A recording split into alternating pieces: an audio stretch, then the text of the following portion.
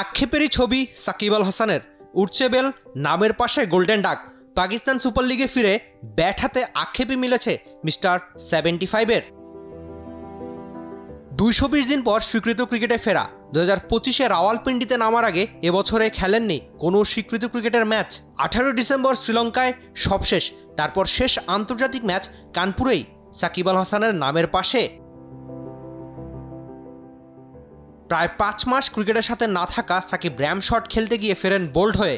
লম্বা সময় পর ফিরেও তাই সাকিবের ব্যাটে গোল্ডেন ডাক আর আক্ষেপেরই গল্প। শেষ 10টা স্বীকৃত ক্রিকেটের ইনিংসে সাকিবের ব্যাটে নেই একটা 50। সাকিবের ব্যাট লম্বা সময় তার পক্ষেই নেই। এর আগে শাহিন আফ্রিদির কাছ থেকে নিয়েছেন লাহোরের ক্যাপ। যে বোলিংটা সাকিবের ছিল সহজাত, তাতেও গেল বছর উঠেছিল প্রশ্ন।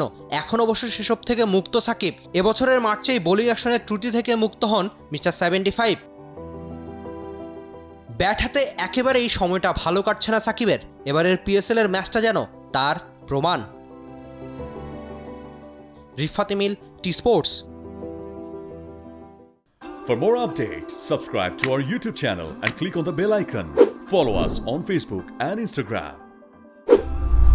Download T Sports app to enjoy exciting games and highlights. Visit tsports.com.